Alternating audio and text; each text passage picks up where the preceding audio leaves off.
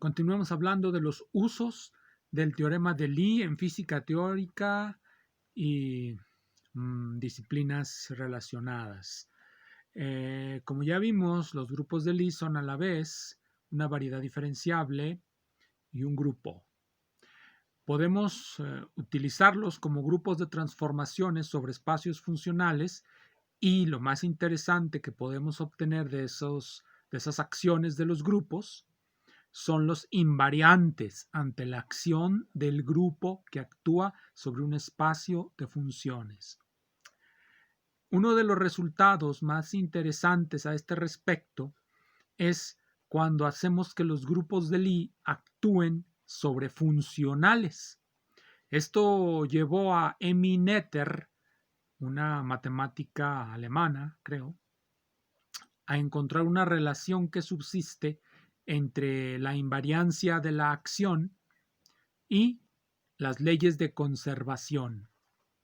Cuando dejamos a un grupo actuar sobre una funcional, las simetrías se llaman simetrías variacionales y son diferentes a cuando dejamos al grupo actuar sobre, digamos, un espacio de ecuaciones diferenciales. Son completamente distintas. Entonces, en el caso de Emmy Noether, de lo que se conoce como teorema de Noether, lo que nos interesa son las simetrías de una funcional. Por lo tanto, vamos a obtener simetrías variacionales. Pues bien, el teorema de Noether tiene dos partes. La primera parte se refiere a las acciones de grupos de Lie que tienen un número finito de parámetros o infinito numerable. La segunda parte del teorema de Noether se refiere a la acción de grupos que tienen un infinito no numerable de parámetros o de funciones, grupos funcionales o como ahora se les llama grupos de norma. Podemos encontrar una introducción bastante insatisfactoria a la formulación del teorema de Noether en el capítulo 12.7 de la segunda edición del libro de mecánica clásica de Jackson. En la segunda edición, en el capítulo 12.7 viene la formulación del teorema de Noether. ¿Por qué es insatisfactoria? Porque como todo en Goldstein no hay rigurosidad, no establece claramente las condiciones de validez de sus afirmaciones, por lo tanto están abiertas a muchos contraejemplos. Pero vaya, así son las cosas en la física teórica. Una discusión de un mejor nivel, pero aún así muy accesible, es la que nos da Peter Havas en este libro, Problemas en los fundamentos de la física, en el capítulo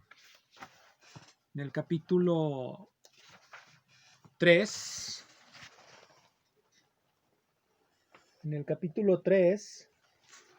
que se titula Sistemas de partículas invariantes de Galilei y Lorentz y sus leyes de conservación. Como ya vimos, como ya comenté, el teorema de Noether se puede interpretar como una conexión que existe o que se establece entre las simetrías de la acción, entre una simetría variacional y unas leyes de conservación. En su explicación, Peter Havas nos deja en claro qué es lo que dice de manera explícita el teorema de Noether. Cuando ustedes operan sobre la funcional, vamos a llamarle funcional de acción, porque generalmente, aunque en general Noether lo consideró para cualquier funcional, pero como es muy utilizado en mecánica, se le puede llamar la funcional de acción. Pues bien, cuando se deja actuar un grupo de Lie sobre la funcional de acción, podemos encontrar una serie de identidades que surgen de las leyes de transformación del grupo y de las leyes de transformación de la acción. Hay dos tipos de leyes de transformación para la funcional de acción, lo que se llama invariancia absoluta, que es que todas las variaciones de la acción se hacen cero, y lo que se llama invariancia relativa, que es cuando las variaciones de la acción no son cero, sino que son iguales a una funcional identidad que incluye una función arbitraria. Es decir, cuando la acción del grupo sobre la funcional produce una ley de transformación de norma, y le vamos a llamar de norma a todo lo que incluya funciones arbitrarias. Entonces, tenemos dos tipos de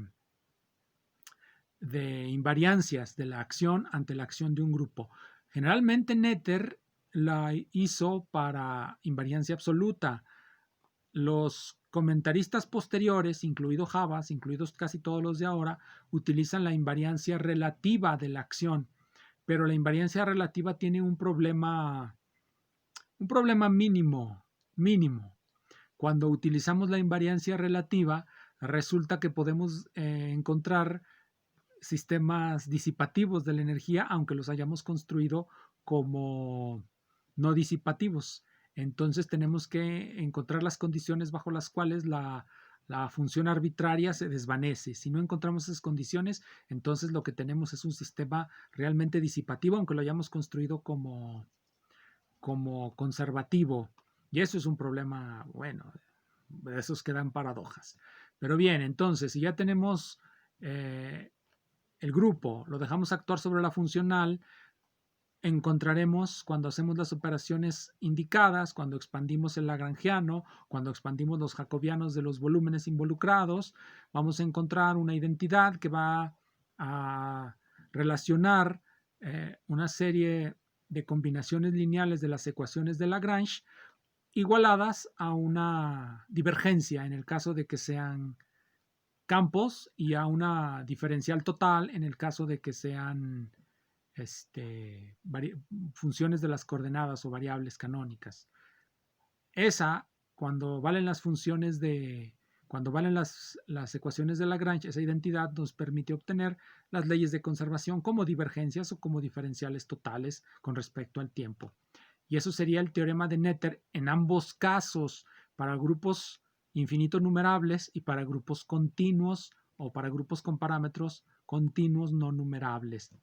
Y eso todo nos lo explica en este libro. Trae otro artículo de Dominic G.V. Edelen. En ese artículo, Edelen nos enseña a construir lagrangianos a partir de ciertas simetrías. Si conocemos los generadores de las simetrías, es decir, si queremos un lagrangiano que sea invariante ante rotaciones o ante traslaciones o ante todo junto, entonces nosotros podemos obtener una forma funcional de ese lagrangiano cuando resolvemos la ecuación de la invariancia ante el grupo. Generalmente cuando hacemos eso, lo que vamos a obtener es un lagrangiano escrito en un espacio cociente, pero de los espacios cocientes ya hablaremos después. Pero aquí tenemos un libro muy bueno. Introducción a la mecánica y la simetría de Gerrold Marsden y Tudor Ratiu. Generalmente todo el mundo conoce a Marsden por su libro de cálculo vectorial, pero este es un mejor libro de mecánica. Aquí en este libro sí se necesita tener ciertos elementos, ciertos rudimentos de cálculo de Cartan, pero todos nos los va a dar él. Y lo mejor es que nos va a explicar su famoso teorema de la reducción, el famoso teorema de reducción de Marsden-Weinstein, que nos permite construir estructuras de Poisson y estructuras simplécticas sobre ciertos folios de las variedades. Pero bueno, todo eso lo van a encontrar en este poderosísimo libro. Una de las aplicaciones más potentes de los grupos de Lie y del teorema de Netter las vamos a encontrar en la teoría de norma. Teoría de los campos de norma. Este libro es de Paul Frampton y en casi todos los libros de teoría de campos de norma vamos a encontrar que necesitamos conocer dos resultados fundamentales que involucran a los grupos de Lie y a la curvatura de las superficies. El primer resultado es el teorema de Netter. Necesitamos, en toda teoría de norma, conocer cómo actúan los grupos sobre el lagrangiano y qué leyes de conservación produce. Pero eso no es suficiente. Una teoría de norma involucra campos de norma. ¿Qué son los campos de norma? Bueno, cuando tenemos un lagrangiano y lo queremos hacer invariante ante lo que se llama transformaciones locales de norma, que no son otra cosa que grupos de Lie con un continuo de parámetros, es decir, grupos de Lie que involucran funciones arbitrarias, y así lo vamos a entender, un grupo de Lie que involucra funciones arbitrarias va a ser llamado un grupo de norma. Entonces, cuando queremos construir un lagrangiano invariante de norma, es decir, invariante ante grupos de Lie que involucran funciones arbitrarias, necesitamos incluir dentro del lagrangiano ciertos campos que se llaman campos de norma. Esos campos de norma van a satisfacer una ley de transformación que es la que va a compensar los términos que harían no invariante en lagrangiano cuando se introducen en él funciones arbitrarias. Esto es lo que se conoce como teorema de Utiyama, porque en 1956 Utiyama, un físico japonés de Stanford que trabajaba en Stanford, Utiyama publicó un artículo en el 56 que se llamaba Interpretación invariante de norma de la interacción. Interpretación invariante de norma de la interacción. ¿Qué interacción? La interacción física. Y así pudo mostrarnos que haciendo y construyendo un lagrangiano invariante de norma, podemos dar cuenta de prácticamente todas las teorías de la física, incluyendo la relatividad general, la teoría cuántica de campos, etc. Entonces, ese es uno de los resultados fundamentales que se obtiene a partir de los grupos de Lie continuos y que involucra el teorema de Noether. Muchísimas gracias.